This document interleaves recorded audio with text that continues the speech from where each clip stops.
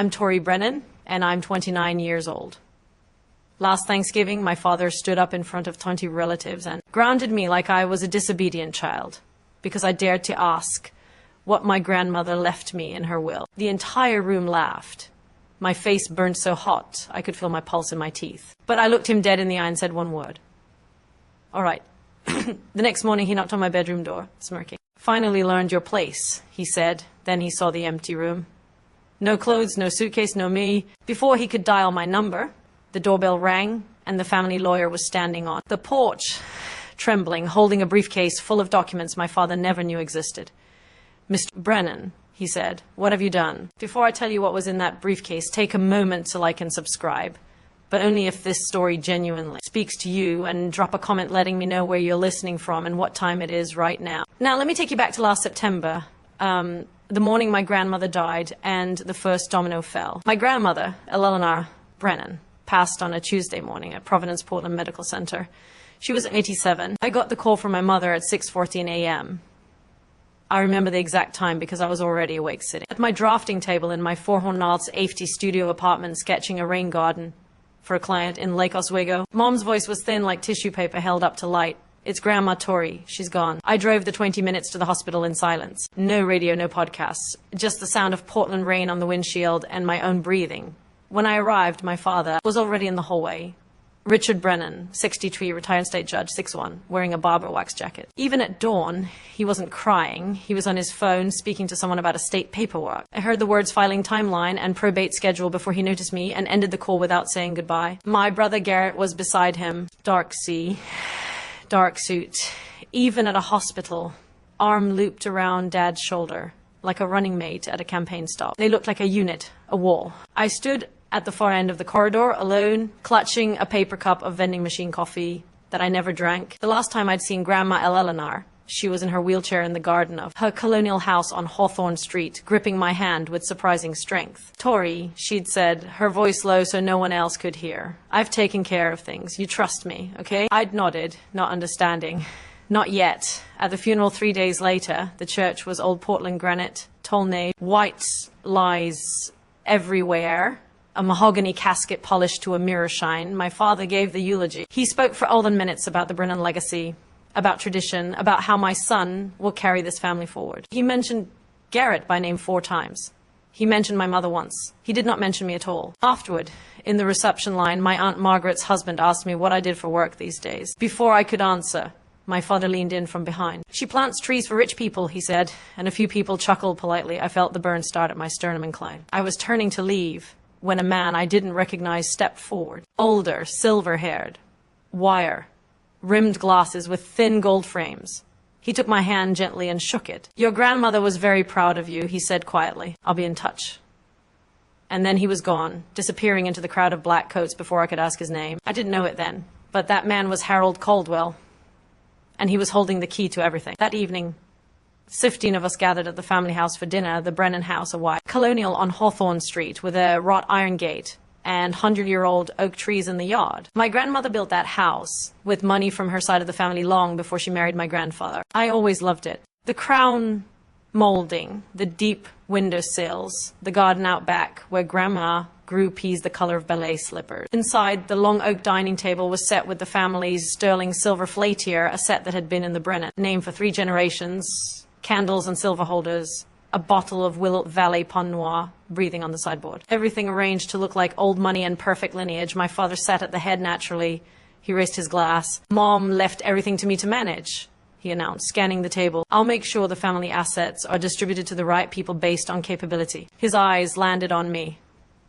That means you don't need to worry about any of it, Tory. Complex things aren't really your area. Garrett nodded like a judge's clerk. His wife, Meredith, adjusted her Mikimoto pearl strand and said, nothing. I set my fork down. Dad, Grandma told me. My mother was confused at the end. He cut in. Whatever she promised you, forget it. My mother, Linda, stared at her plate. She didn't look up. She never looked up. After dinner, I excused myself and went upstairs to the bedroom I'd grown up in. The Frank Lloyd Wright poster I'd taped to the wall at 16 was still there, just curling. I sat on the bed and opened the nightstand drawer out of habit. Inside was an envelope that hadn't been there before. Cream-colored stationery with a faint watermark. My name on the front in blue ink in a handwriting I'd know anywhere. Shaky but deliberate. Grandma's handwriting. My hands were trembling when I picked it up. I opened the envelope slowly, sitting cross-legged on the twin bed I'd slept in from ages 5 to 18. The ceiling fan above me wobbled the same way it always had. The room smelled like old wallpaper and cedar closet. Inside were 2 things. The first was a letter.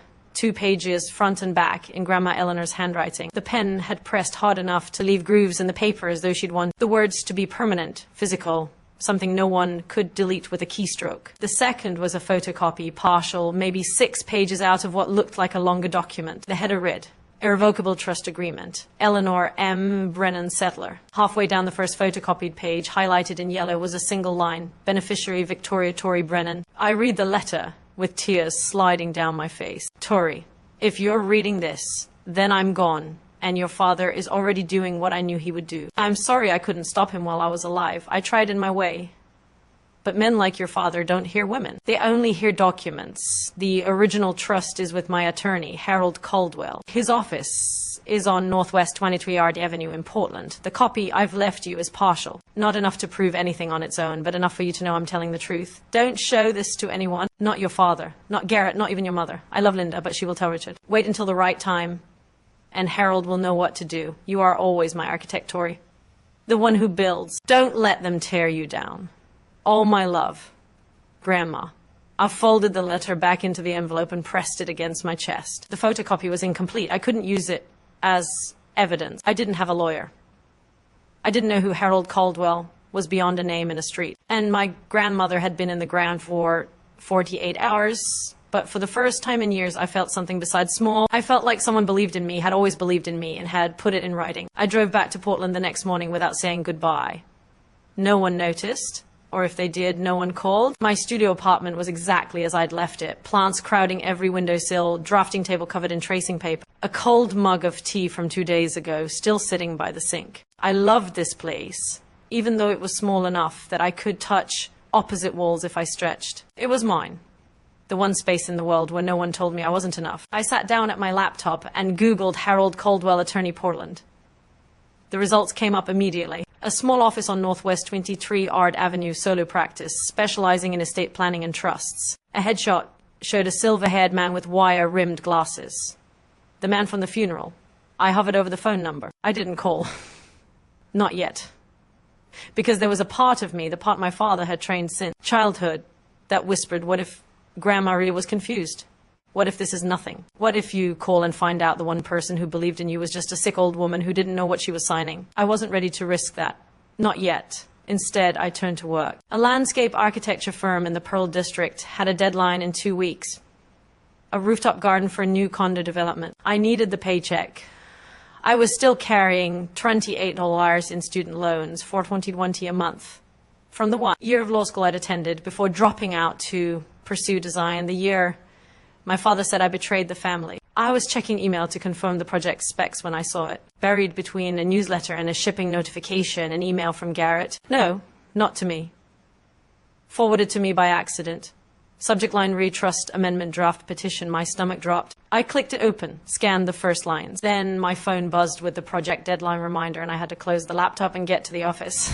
But I'd seen enough. Enough to know that whatever my father was planning, it had already started. 3 weeks passed.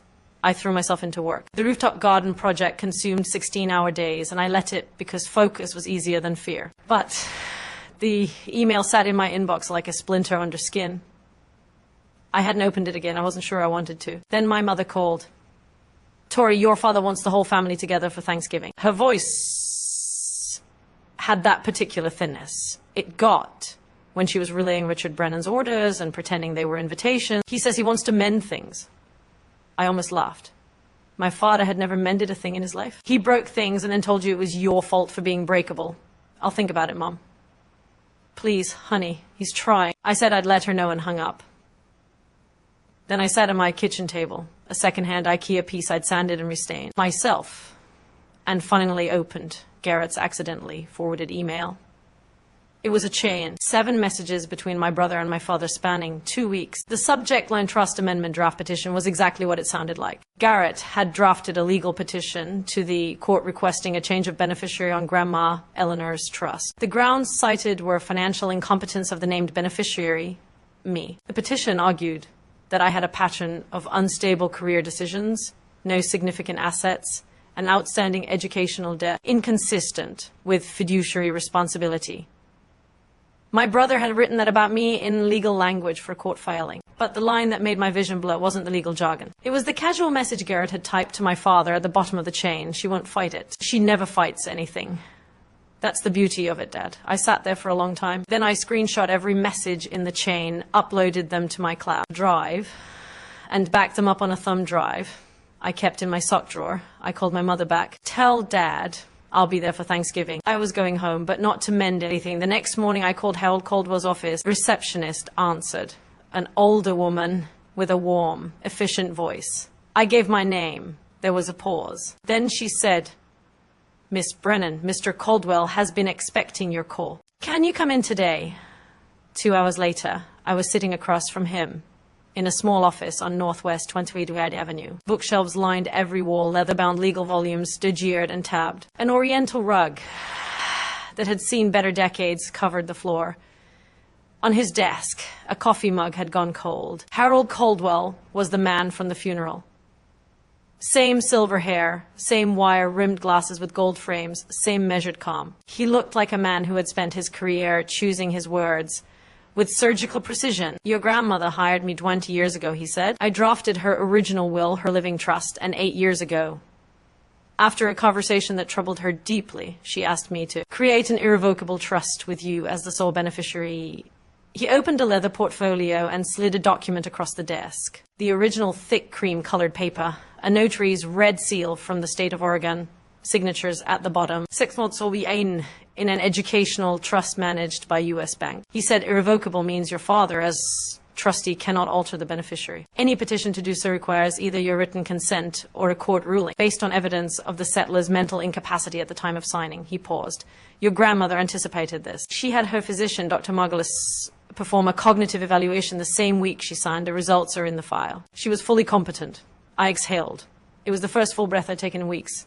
There's more. Caldwell said, your father filed a petition 3 weeks ago requesting a change of beneficiary. He listed Garrett. He told the court he was unable to locate you to obtain consent. The old lawyer's jaw tightened. You and I both know that's not true. I showed him the email chain. He read it without expression, then looked up. This is evidence of deliberate breach of fiduciary duty. If you want to fight this, you have everything you need. I want to fight this. He nodded. Then he said, almost as an afterthought, there's one more thing, Tory. Your grandmother also left you the cottage at Cannon Beach. It's included in the trust. I don't think your father knows about it. He never read the full document. I stared at him. The Cannon Beach house, the little cedar cottage where Grandma took me every summer, where we'd sit on the porch and watch haystack rock turn gold at sunset. She told me once it was her favorite place in the world. She left it to me. Harold Caldwell looked at me over his glasses. Your grandmother knew exactly what would happen after she was gone. And she spent the last 8 years making sure you'd be protected. He closed the portfolio. The question is, when do you want to use this? Thanksgiving, I said. He's invited the whole family, 30 people. Caldwell studied me for a long moment. Then he gave a single slow nod. The Wednesday before Thanksgiving, I packed a small bag, 1 change of clothes, my camel wool coat, the nicest thing I owned, bought secondhand from a consignment shop on Alberta Street, a toothbrush, and a manila folder thick with notarized copies. The original stayed with Caldwell. We'd agreed on that. He would hold the master set in his office safe, and I would carry copies, notarized, stamped, admissible, as secondary evidence, if needed. The originals were for the courtroom. The copies were for the family. I drove south through the autumn hills of Oregon. Leaves had gone full amber and rust along the highway, and the sky was that particular northwest gray that couldn't decide between rain and resignation. The Brennan house appeared through the trees like it always did. White colonial facade, wrought iron gate, the ancient oak standing guard. From the outside, it looked like a postcard. This is what a good family looks like. That was the whole point. My mother met me at the door. She hugged me too long, the way she did when she wanted to say something but wouldn't. Your father's in the study, she murmured. He's in a mood. I carried my bag upstairs, my old bedroom, the Frank Lloyd Wright poster, the twin bed, a nightstand drawer, now empty. I'd taken the envelope last time. From downstairs, I heard Garrett's voice, then Meredith's bright performative laugh, the clink of a wine glass. I knelt and slid the manila folder under the mattress. Then I went to the window. The backyard garden, Grandma's pea beds, was overgrown and grey. Nobody had tended it since she'd gotten too sick to kneel. The sight of it made my throat tight. I pressed my palm flat against the cold glass and whispered to no one. "I'm here, Grandma." Downstairs, the Cis cabinet was open. The granite fireplace was crackling, and my father hadn't stood up when I walked in. He looked at me from his leather chair and said, "Oh, you came?" Garrett was on the sofa beside Meredith, swirling wine. He glanced at my coat, second-hand, slightly pillowed at the elbows, and said, "Still haven't upgraded the car, huh? Tor." I smiled, sat down, said nothing. Tomorrow, Thonty relatives would fill this house. My father had organized the largest Thanksgiving gathering in Brennan family history. Far bigger than usual. I didn't know why yet, but a part of me suspected that Richard Brennan never did anything without an audience. Thanksgiving morning. The house filled like a theater before a show. Cars lined the street by 10 a.m. Aunt Margaret and Uncle Don from Bend, the Paulson cousins from Eugene, Great Aunt Judith, who flew in from Scottsdale. By noon, there were 22 people in the Brennan house, and the noise was a living thing, laughter, clinking glasses, children running through hallways, the oven timer beeping every 20 minutes. I helped in the kitchen because nobody asked me to do anything else. Linda and Meredith sat at the breakfast nook drinking tea while I chopped celery for the stuffing. That felt about right. The family division of labor hadn't changed since I was twilly. At fortnight, we sat down to eat. The long oak table in the dining room seated 18.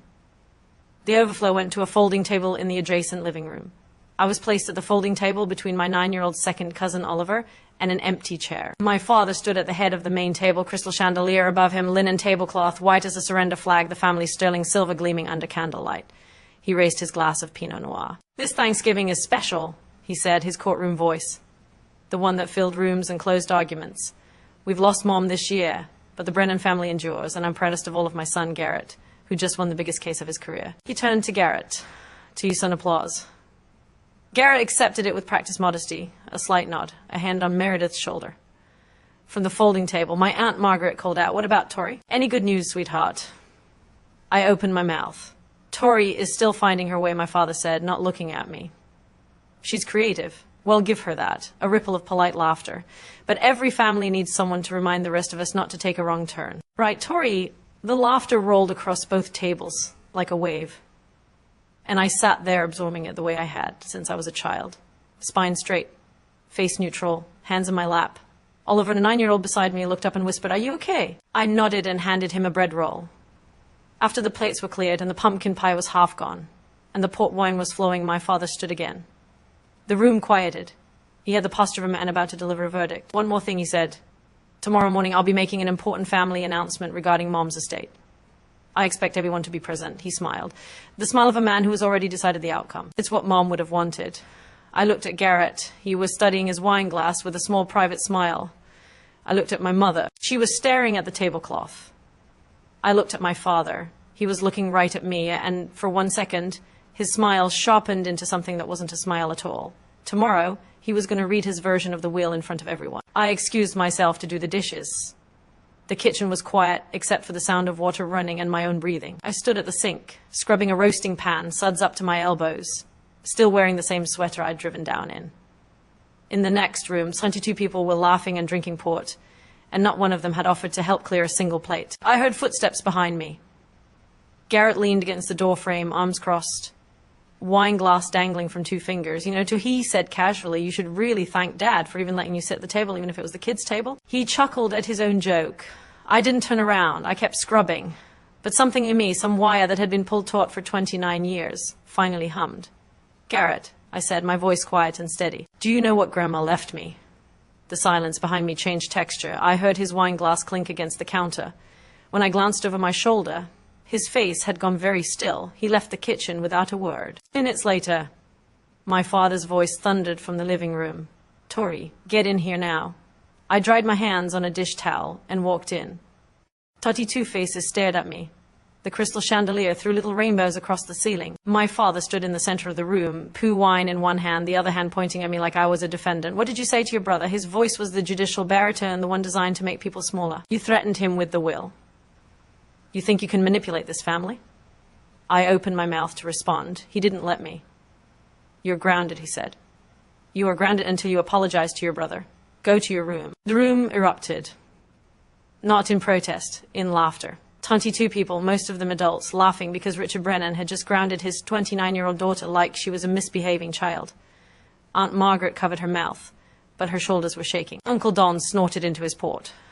Even Meredith let out a delicate performative gasp that was really a giggle. My face burned. The heat climbed from my chest to my neck to my temples in a single wave. I looked for my mother. Linda was sitting in the corner chair, staring at her hands, silent. Nobody said stop. Nobody said that's enough, Richard. Nobody said anything at all except laughter. I looked at my father. His Cartier tank watch caught the light as he jabbed his finger toward the staircase. Go, he repeated. Now I held his gaze for 3 full seconds. Then I said in a voice so calm it surprised even me. All right. I turned. I walked upstairs. I closed the bedroom door behind me. And then I picked up my phone and called Harold Caldwell. It rang twice, he answered. I said, Mr. Caldwell, I need you to bring the originals tomorrow morning, 8 a.m. There was a pause. Then his steady measured voice, I'll be there. I hung up, set my alarm for 4:10 a.m., and sat on the edge of the twin bed in the dark, listening to the laughter still floating up through the floorboards, thinking, laugh, enjoy it, because that is the last time. I know right now some of you are furious on my behalf, and honestly, I don't blame you. Let me ask you something. Have you ever been humiliated by your own family in front of a room full of people? Have you ever been put in your place by someone who was supposed to protect you? If you want to find out what happened the next morning, when my father opened my bedroom door and found it empty, stay with me. And if this story is hitting close to home, tap that like button so I know you're still here. I left at 4:15 in the morning. No drama, no slamming doors. I packed my bag in the dark, slid the manila folder into my tote, and walked downstairs in my socks so the floorboards wouldn't creak. The only thing I left behind was the framed photo of Grandma Eleanor on the nightstand. Face down, I drove to a 24-hour diner, 3 from the house, ordered coffee I didn't drink, and waited for daylight. At 7:42 a.m., I know because I was watching the clock, my phone lit up. A text from Garrett. Where are you? Dad's looking for you. I didn't respond. Inside the Brennan house, I'd learned the details later from my cousin Danny. The morning unfolded like this. My father came downstairs at 7 RC, freshly showered, wearing a pressed Oxford shirt, looking like a man about to chair a board meeting.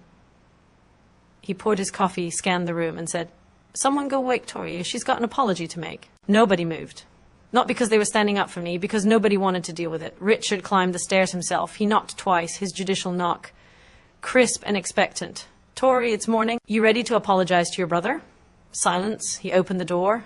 The bed was made. The closet was open and empty. The drawers were cleared. The room held nothing of me except the photograph of Grandma Eleanor face down on the nightstand like a final punctuation mark. Danny told me later that my father stood in that doorway for a full 10 seconds before his expression shifted. Confusion first, then something darker. He came downstairs slowly. Tory's gone, he announced to the 20-odd relatives still lingering over breakfast. His voice was flat, controlled. She left in the middle of the night like a coward. Garrett looked up from his laptop and smiled. Well, he said, that settles it. My father nodded. It certainly does. Now, I was planning to make the estate announcement at dinner, but since the only person who might object has run away, the doorbell rang. My mother opened it, and there on the front porch in a grey suit with a brown leather briefcase and an expression like a storm front stood Harold Caldwell. I'm Harold Caldwell, he said, attorney for Eleanor Brennan. I need to speak with the entire family right now. The dining room went quiet in stages. First the conversation nearest the front door.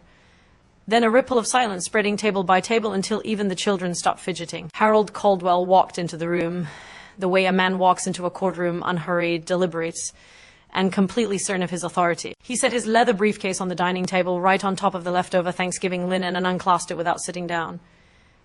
His hands, I was told, had a visible tremor, not from nerves, from anger. My father rose from his chair at the head of the table.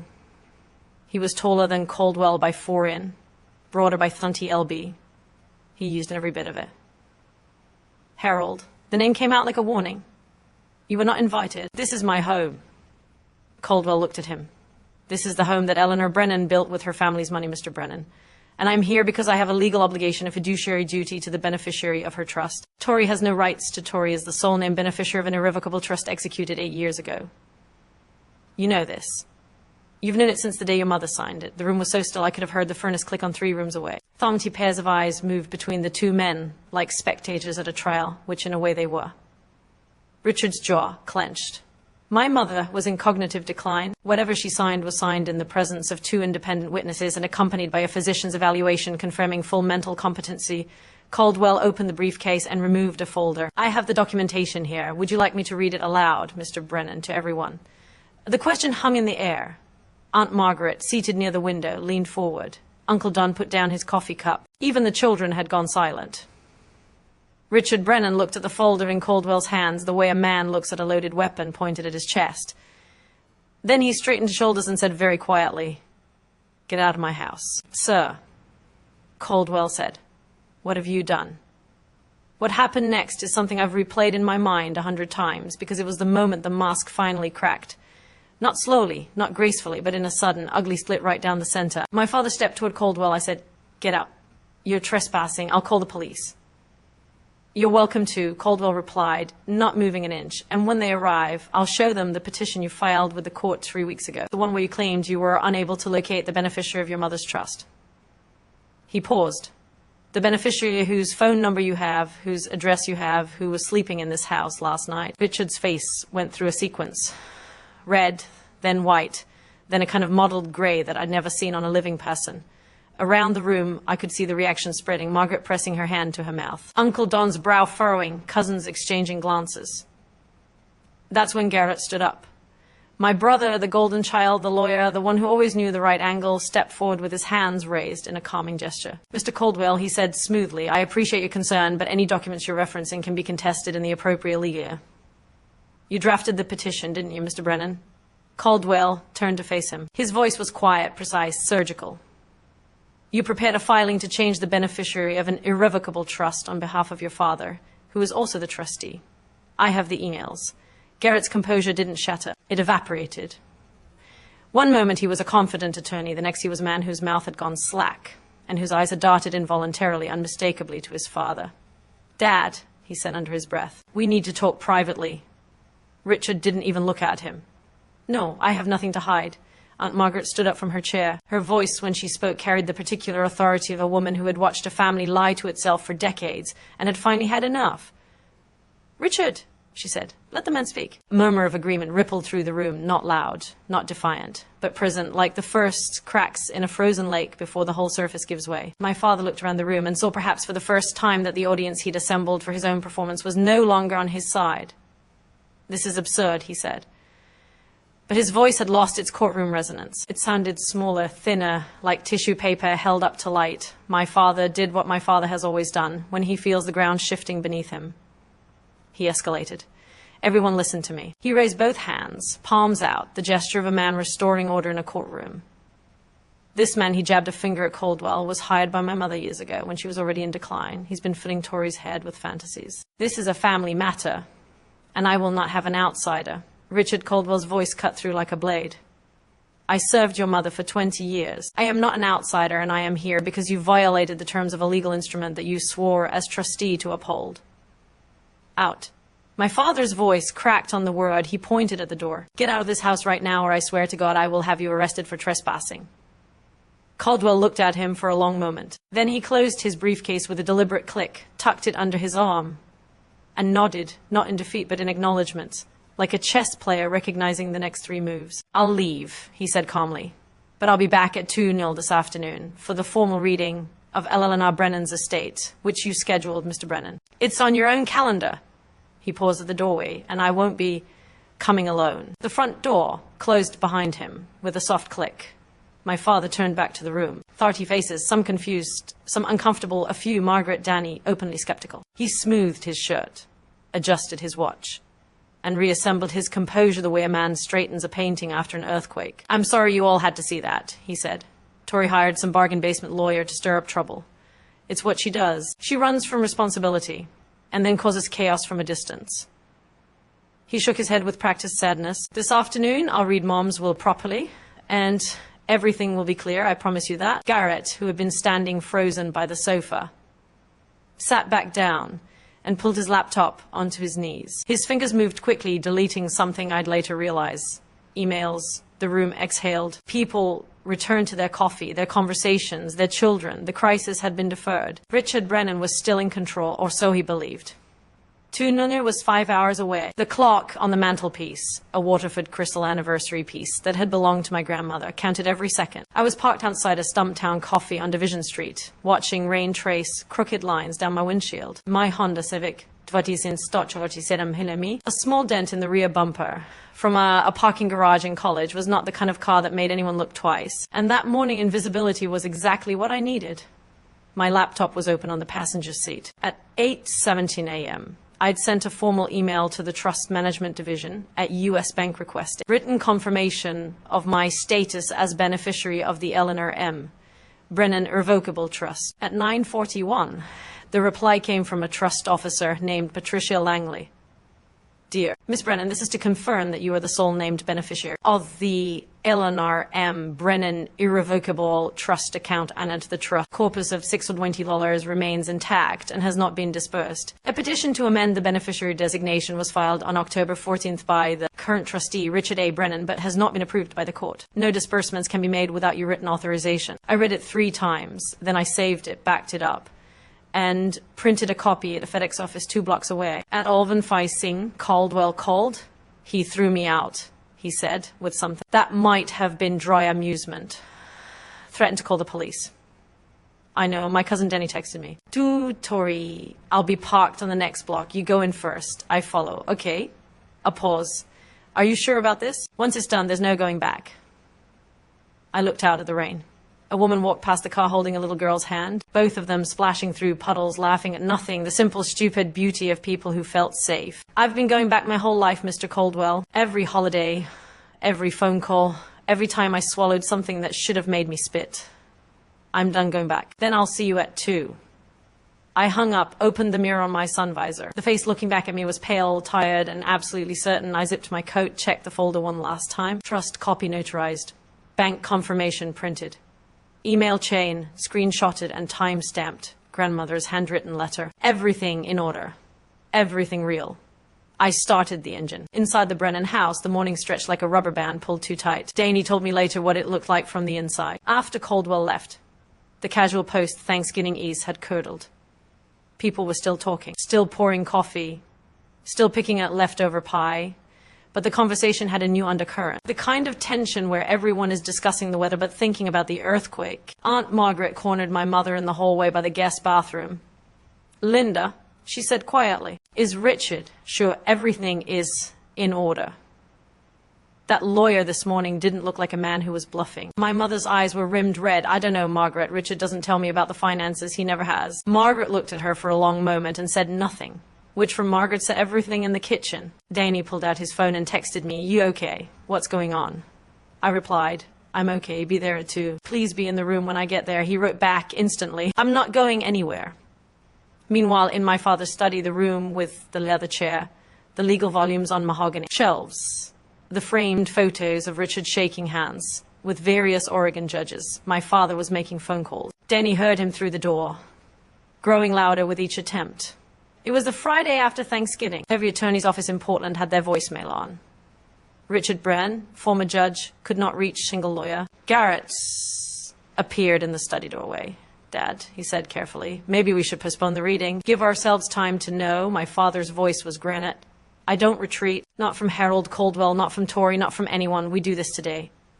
Garrett closed his mouth. He looked, Danny said, like a man who has just realized the lifeboat has a hole in it. The Waterford clock on the mantelpiece struck noon, 2 hours. At 3:30, I walked into Caldwell's office for the last time before everything changed. He had the full dossier spread across his desk in 4 neat stacks. I sat across from him, and he walked me through each one point by point, the way a surgeon reviews an x-ray before cutting. Stack 1, the original irrevocable trust.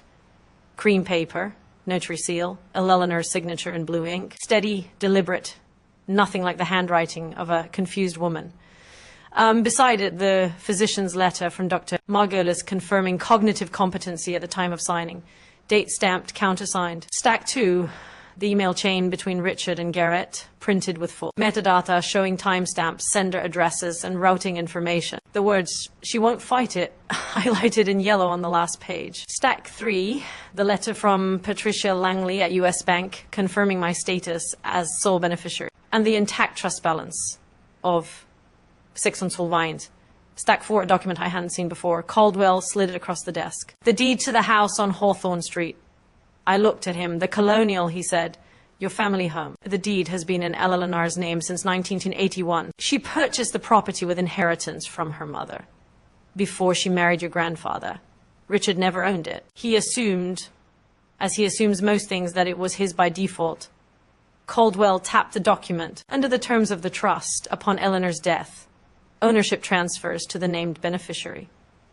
I stared at the deed. My father's house, the house where he'd sat at the head of the table, where he'd grounded me, in front of 20 people, where he'd built his entire kingdom of authority, had never been his. "He doesn't know this," I said. "He never read the full trust document," Caldwell confirmed. "He read the first 3 pages, the ones that named him trustee, and stopped." Of course he did.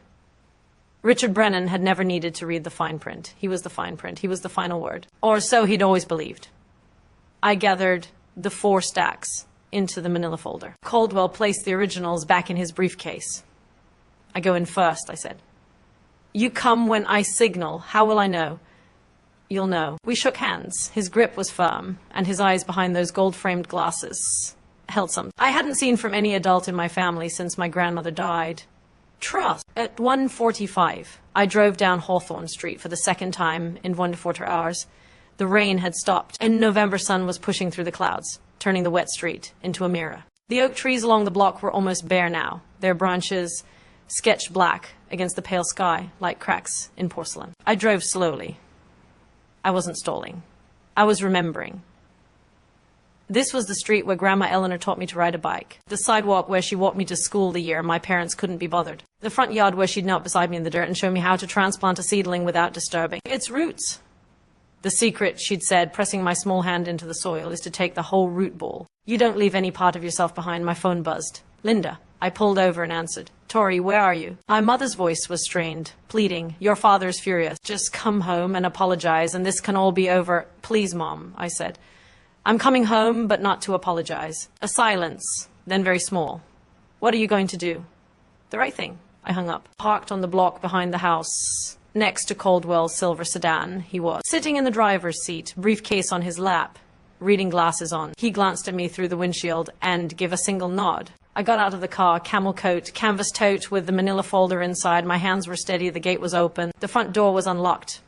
From inside, I could hear voices. The murmur of 20 people assembled and waiting for Richard Brennan to tell them how the world was supposed to work. I walked up the porch steps my grandmother had built and pushed the door open. I slipped in through the kitchen entrance and stood in the hallway just out of sight of the living room. Through the archway, I could see the scene my father had staged. The living room had been rearranged. Chairs pulled from the dining room, the den, even the porch, all facing the fireplace like pews facing an altar. 20 people seated and attentive. Richard stood before them in his pressed Oxford, reading glasses perched on his nose, tortoise shell frames, the ones he used to wear on the bench. In his hand, a single sheet of paper. He held it the way judges hold verdicts, high enough that everyone could see it, low enough that no one could read it. "Thank you all for being here," he said. "As you know, my mother's passing left certain matters to be settled. I've reviewed her wishes carefully with input from Garrett, and I want to share the distribution plan she intended." He paused for effect. The room was silent. "The family trust will be consolidated under my management. The educational fund, 614, will be transferred to Garrett for stewardship of the next generation." He glanced up as though checking his audience. As for Tory, a small, merciful smile. Mom wanted her to have a gesture of goodwill. $5,000. A few sympathetic nods. Meredith placed her hand on Garrett's arm. Garrett lowered his eyes in a performance of humility so polished it could have won an award. "Are there any questions?" my father asked. From the hallway, I took a breath, pulled the manila folder from my tote, and stepped into the room. Behind me, the front door opened quietly. Harold Caldwell walked in. I want you to picture this for a second. You walk into a room. 20 of your relatives are sitting there. Your father has just told all of them that you're worth 5,000. He's holding a piece of paper like it's a gavel. and you. You're holding the truth. What would you do? Tell me in the comments. And if you haven't subscribed yet, now's the moment. Because what happened next in that living room is something nobody in my family has ever forgotten. Every head in the room turned. 22 faces, some surprised, some confused, a few genuinely pleased to see me. My cousin Danny, sitting in the back row, gave me a small nod. Aunt Margaret straightened in her chair. My father's expression went through 3 phases in 2 seconds. Surprise, annoyance, then a hardening, the courtroom mask snapping back into place. "Well," he said, the prodigal daughter returns, a few obligatory chuckles from the crowd. "I assumed you'd run off for good this time. Are you here to apologize to your brother?" "No," I said. My voice was level, calm in a way that surprised me, because my heart was slamming against my ribs so hard I was sure people could see it through my coat. "I'm here to hear the will, the real one." I walked past him, past his pointed finger, past his cardio watch, past the chair where he'd held court for 20 years, and set the manila folder on the table beside the fireplace. Caldwell stepped in behind me, briefcase, grey suit, the quiet authority of a man who had been doing this for decades. "What is this?" Richard said. The annoyance was curdling into something uglier now. "I told you this morning, get out of my house." I turned to face the room. Not my father, the room, the people. "I'm sorry to interrupt," I said, "but what my father just read is not my grandmother's will. It's not her trust document. It's a distribution plan he wrote himself." I placed my hand on the folder. "This is the original irrevocable trust that Eleanor Brennan executed 8 years ago. It was filed with her attorney, Mr. Caldwell, and verified by a U.S. bank, the institution managing the trust fund." I opened the folder. My grandmother named one beneficiary me. Silence. Not the polite, performative silence of a family gathering. The absolute atmospheric silence of a room full of people who have just realized they are witnessing something they cannot undo. My father's face drained of color. Not gradually, all at once, like someone had pulled a plug. Aunt Margaret said clearly and firmly, "Let her speak." Caldwell stepped forward. He opened his briefcase on the table beside my manila folder, removed the original trust document, and held it up so the room could see the notary's red seal, the state of Oregon, bright as a stop sign against the cream-colored paper. "This is the irrevocable trust of Eleanor Margaret Brennan," he said. His voice carried the way good lawyers' voices carry, without shouting, without strain. "Executed on March 14th, 8 years ago." I was present at the signing along with 2 independent witnesses, a retired clerk of court named Dorothy Haynes and a CPA named Robert Voss. Both are available to confirm. He began to read. "The settler, Eleanor M. Brennan, hereby establishes this irrevocable trust for the sole benefit of her granddaughter, Victoria Tory Brennan." He paused and looked at the room over his glasses. "Trust corpus, a sum of 620,000 held and managed by U.S. Bank, Portland, Oregon. Additionally, the real property located at Fort Zon-San Road, 4C in Hawthorne Street, Portland, Oregon. Deed recorded under Multnomah County, originally purchased in 1981, shall transfer to the beneficiary upon the settler's death." A gasp, audible, collective, swept through the room. Uncle Don leaned forward so far his chair creaked. Margaret closed her eyes briefly, then opened them and looked directly at my father. "The house," someone whispered from the back row. "She left to the house." Caldwell continued. "As trustee, Richard A. Brennan was given administrative authority only. He was expressly prohibited from altering the beneficiary designation, dispersing funds without the beneficiary's written consent, or encumbering the real property in any way." Caldwell lowered the document and looked at my father. "In the past 3 months, Mr. Brennan has filed a petition to change the beneficiary to his son, Garrett, claiming he was unable to locate Miss Brennan. He also failed to notify her of the trust's existence after Eleanor's death as required by Oregon law."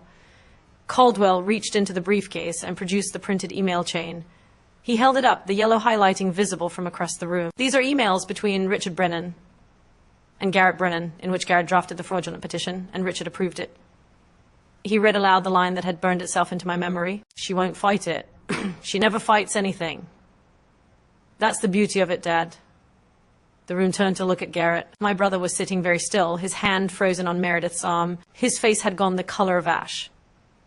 Meredith slowly, carefully extracted her arm from under his hand and folded both of hers in her lap.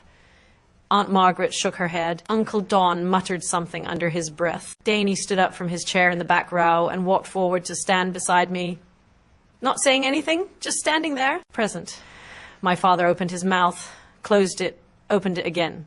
She was confused. He said, but the words came out threadbare, worn through from overuse. My mother didn't know what she was signing. Caldwell's response was immediate and surgical. "Your mother's physician, Dr. Helen Margulis, conducted a cognitive evaluation the same week as the signing. The results are documented and included in this file. He placed the medical report on the table. Eleanor Bren scored in the 93rd percentile for her age group. She was sharper than most of the people in this room. A long beat of silence. Then from the back, Great Aunt Judith, 81 years old, Eleanor's younger sister, who had said almost nothing for 2 days, spoke. Eleanor told me about the trust, she said quietly. 8 years ago, she said, Richard will try to take it, but I've made sure he can't. She knew. She always knew. My father looked at Judith, then at Margaret, then at the room full of faces that were no longer looking at him with respect or difference or even polite neutrality. They were looking at him the way you look at something you've just discovered was rotten. Underneath, he had assembled his own audience, and they had just become his jury. My father turned on Garrett. The alliance, the one they'd built over 23 years of shared entitlement, collapsed in a single sentence. Say something. Richard's voice broke open, raw, and jagged. You're the lawyer. Contest it. Do something. Garrett didn't move. He sat on the sofa, laptop still on his knees, and spoke in a voice so low that only the front row could hear him clearly. Dad, irrevocable means irrevocable. You can't contest it. I told you that from the beginning. You told me you'd handle it. My father's hand came down on the back of a dining chair with a crack that made the nearest cousins flinch. His knuckles went white around the wood. You said she'd never find out. And there it was. In front of 30 witnesses, my father confirmed every detail Harold Caldwell had just presented. Garrett had told him it was risky. Richard had pushed forward anyway. And both of them had agreed in writing that I was too passive to fight back. The port wine glass that Richard had been holding, the same one he'd been sipping from where he grounded me the night before, slipped from his other hand and shattered on the hardwood. The dark red pulled on the floor and spread slowly toward the Persian rug, and nobody moved to clean it up. Then something shifted. My father's posture changed. The aggression drained away, and in its place came something I had seen him use 1,000 times before. On my mother, on me, on anyone who cornered him. He softened his voice. He lowered his shoulders. He turned to me with glistening eyes. Tory, sweetheart. The word sweetheart landed like a counterfeit bill on a counter. I was only trying to protect the family's assets. You're young. You don't have experience with this kind of money. I was doing this because I love you. I looked at him. The man who had called my career a joke, who had seated me at the children's table, who had grounded me at 29 in front of every relative I had, who had told the court that he couldn't find me when I was sleeping in his own house. I let the silence hold for 3 seconds. Then I said, you didn't do this because you love me, Dad. You did this because you've never believed a daughter deserves the same as a son, and that's not love. That's control. My mother stood up. I hadn't noticed her crying, but her face was wet, and her hands were trembling. She looked at my father, the man she'd been silent beside for 25 years, and said in a voice that shook but did not break, you owe her an apology, Richard. You've owed her one her entire life. The room held its breath. My father looked at my mother as though she had spoken in a language he didn't recognize. Then he looked at me, then at the Thunty faces watching him. He said nothing. He turned and walked into his study and closed the door. In the minutes that followed, the room rearranged itself. Not the furniture, but the people. The invisible lines of allegiance that had structured every Brennan gathering for as long as I could remember shifted quietly and permanently like tectonic plates. Aunt Margaret reached me first. She pulled me into a hug that smelled like Chanel No. 5 and coffee. And she said close to my ear, your grandmother would be so proud of you right now, sweetheart. So proud. Danny squeezed my shoulder. I always knew you were the toughest one in this family, he said. You just never needed to prove it before. Cousins I hadn't spoken to in years came forward. A handshake and nod quiet. I'm sorry, Tory. Not all of them. Some stayed seated, uncomfortable, staring at the floor. A few stood up and left. Not in protest, but in the way people leave a room where something has broken that they don't know how to fix. Garrett rose from the sofa. He didn't look at me. He took Meredith's arm and walked toward the front door. Meredith paused in the hallway, reached up and unclasped her pearl strand, the Mikomoto necklace she'd been wearing all weekend like a badge of status, and dropped it into her coat pocket as though she wanted to make herself smaller, less visible, less associated. Caldwell was already organizing the documents back into his briefcase. I'll file the petition to remove Mr. Brennan as trustee first thing Monday morning, he said to me.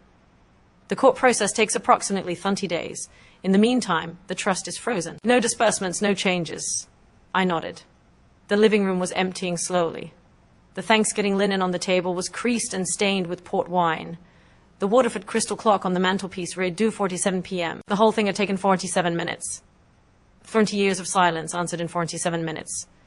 Monday morning, Harold Caldwell filed 3 documents with the Multnomah County Circuit Court. The first was a petition to remove Richard A. Brennan as trustee of the LLRM, Brennan Irrevocable Trust, citing breach of fiduciary duty, specifically failure to notify the beneficiary. Misrepresentation to the court regarding the beneficiary's whereabouts, an unauthorized attempt to amend an irrevocable instrument. The second was a formal request to appoint Caldwell as interim trustee until I could designate a permanent replacement. The third was a complaint filed with the Oregon State Bar against Garrett R. Brennan alleging violation of the rules of professional conduct, specifically drafting a fraudulent petition to benefit an immediate family member while concealing a conflict of interest. Within 2 weeks, the court granted the trustee removal on an interim basis. Richard didn't contest it. His own attorney, a man named Foster from a mid-tier firm in Lake Oswego, whom he'd finally managed to reach the following Monday, advised him bluntly that he had no legal footing.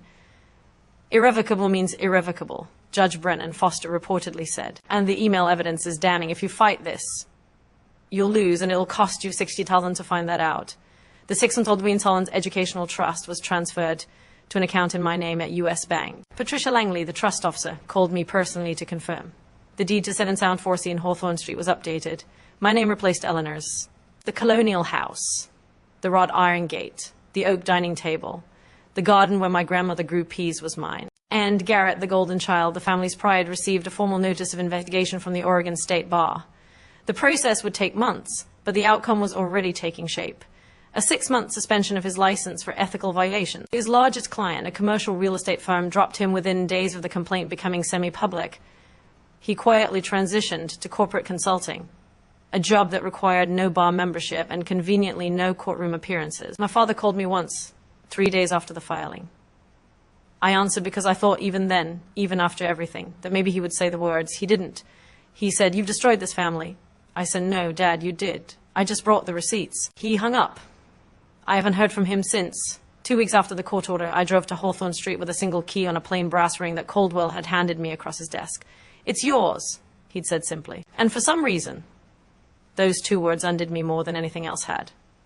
I parked on the street. The oak trees were completely bare now, their branches a lattice against the December sky.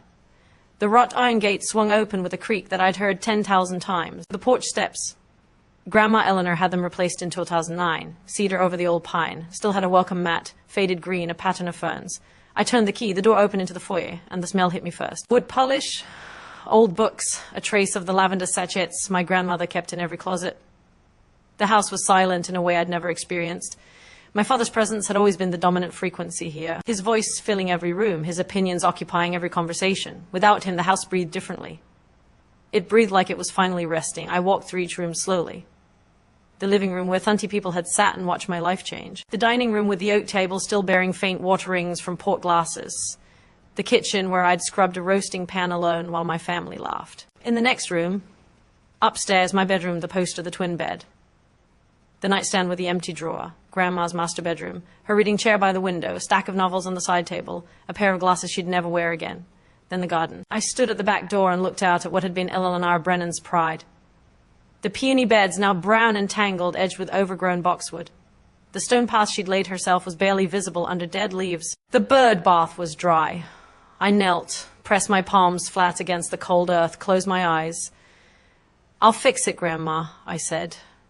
"I'll bring it back." And I knew, with the certainty that only grief and love and good dirt under your fingernails can give you, that I would. A week later, on a Saturday morning, cold enough to see my breath, I drove 90 minutes west to Cannon Beach. I hadn't been there in 6 years. The last time was the summer before Grandma's health started to decline. The 2 of us sitting on the porch of the Cedar cottage, drinking chamomile tea, watching Haystack Rock turn amber in the sunset while the tide pulled back and left the sand gleaming. She'd said, "This is my favorite place on earth, Tory. When I'm gone, I want someone who loves it to keep it." I'd thought she was being sentimental. She was being precise. The cottage was smaller than I remembered. Or maybe I was bigger. Weathered cedar shingles, a porch that wrapped around 2 sides, salt air so thick you could taste it. The key, another brass one, also from Caldwell, turned smoothly and the door opened onto a space that still smelled like her. Lavender, old paperbacks. The faintly sweet scent of cedar walls in winter. On the kitchen table, there was a wooden box, not hidden, placed there deliberately as though she'd known exactly who would come through the door and when. I lifted the lid. Inside a stack of photographs, Grandma and me, ages 5 through 22, in this very cottage, planting beach grass in the dunes, building a driftwood fort, standing in matching rain boots on a stormy July afternoon, both of us grinning like idiots. Under the photographs, a letter short this time, just a few lines. Tory, if you're reading this, you were brave enough. I knew you would be. This house is yours. It always was. I was just keeping it warm for you. Start over here if you need to, or come when the world is too much. Either way, it's waiting. I am so proud of you. Always, Grandma. I sat on the porch, her porch, my porch, and cried. Not the way I'd cried in the twin bed at Hawthorne Street, stifled and ashamed. This was different. This was the kind of crying that opens something instead of closing it, the kind that leaves you lighter, not emptier. The ocean was grey and vast and completely indifferent to everything that had happened in that living room. And there was a strange comfort in that. The tide didn't care about Richard Brennan's courtroom voice. The waves didn't know what an irrevocable trust was. Haystack Rock had been standing there for 50 million years and would keep standing long after all of us. The Brennan, the grudges, the folding tables were gone. I wiped my face, took a breath of salt air, and for the first time in months, felt something I'd almost forgotten the shape of. Peace. That Sunday night back in Portland, I sat at the oak dining table in the Hawthorne house, my house, and wrote an email to my family. I wrote it once, read it twice, and sent it without a third draft because I knew if I kept revising, I'd start softening things that needed to stay sharp. To Richard Brennan, Linda Brennan, Garrett Brennan. I don't want to cut anyone out of my life. That was never the point. But I will not return to a relationship where I am belittled, dismissed, or treated as less than. If you want to have a relationship with me, it will be on terms of mutual respect, not hierarchy. The door is open, but it swings both ways now. Tory, my mother, called 20 minutes later. She was crying, the real kind, not the anxious kind. I'm so sorry, Tory, she said. I should have stood up for you years ago. I was afraid of him. That's not an excuse. It's just the truth. I know, Mom. I said, I don't blame you, but I need you to start choosing what's right, not what's easy. Can you do that? Long pause. Then, I'm going to try. Garrett replied by text the next morning. 2 words. I understand. I read it, set the phone down, and didn't reply. Understanding was a start, but it wasn't the same as accountability. He'd get there or he wouldn't. That was his work, not mine. My father didn't respond. Not that day, not the next week, not the week after that. The silence was its own kind of answer. Familiar, really. Richard Brennan had been silent on the things that mattered my entire life. At least, now I'd stopped waiting for him to speak. 6 months later, spring had come to Portland, and the peas were coming back. I'd spent the winter on my hands and knees in my grandmother's garden, pruning, clearing, aerating the soil that had gone sour from 2 years of neglect. The roots were deeper than I'd expected. They had survived the abandonment. They just needed someone to cut away the dead weight and let the light in. I knew the feeling.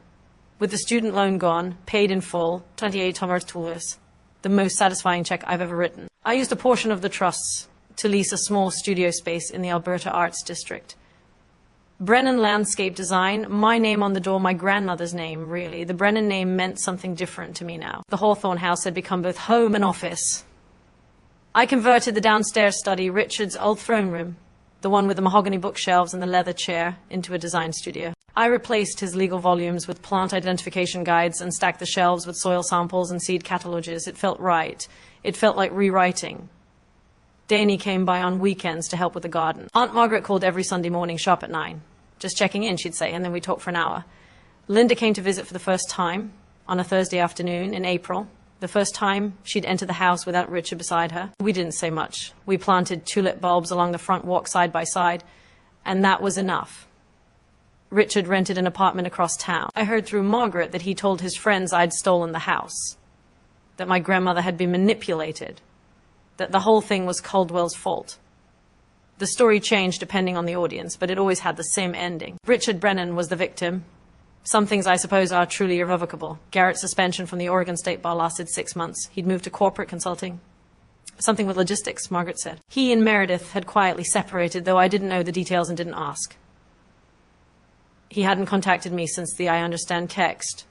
I left the door open the way I said I would. I just wasn't going to stand in the doorway waiting. I'm telling you this story from the porch of the Cannon Beach cottage. It's a Saturday. The tide is out. Haystack Rock is doing what it always does. Standing there solid and ancient and unbothered by anything as temporary as a family argument. I come here on weekends when I need to remember what quiet sounds like. The cottage is exactly as Grandma left it, except I've added a small herb garden by the front steps. Rosemary, thyme, lavender. The kind of plants that get stronger the more wind they take. I'm not telling this story to teach anyone a lesson. I don't believe in that. Every family is its own country with its own laws and its own wars. And the people inside it are the only ones who know the real map. I can't tell you what to do with your father, your mother, your brother, your inheritance. I can only tell you what I did. Here's what I know now. Silence isn't agreeing. I spent 29 years being quiet at the dinner table, and the people around me took that silence and called it consent. It wasn't. It was just a woman who hadn't found her evidence yet.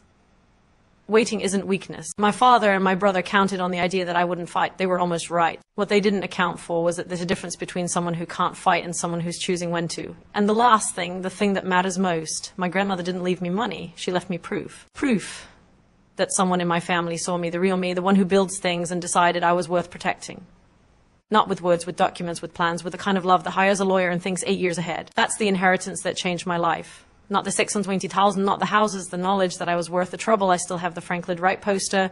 It's on the wall of my studio now, behind my drafting table, edges still curling. I look at it every morning and think about the girl who taped it up at 16, who wanted to build beautiful things and was told that wasn't enough. She was enough. She was always enough. She just needed the paperwork to prove it. Early morning, the Hawthorne garden.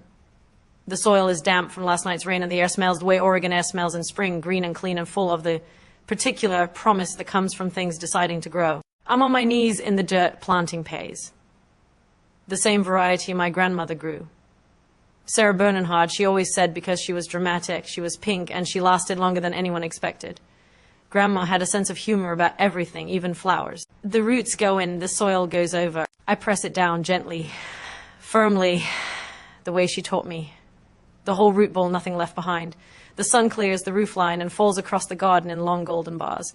Somewhere in the house, my coffee is getting cold. Somewhere in Portland, my father is waking up in a rented apartment and telling himself a story where he's the hero. Somewhere in the future, maybe he'll stop. I stand up, wipe the dirt from my hands, and notice something on the front porch that wasn't there last night. An envelope. No stamp, no return address, just my name in handwriting I'd know anywhere. Not grandma's this time, but almost as familiar. I open it. A single line.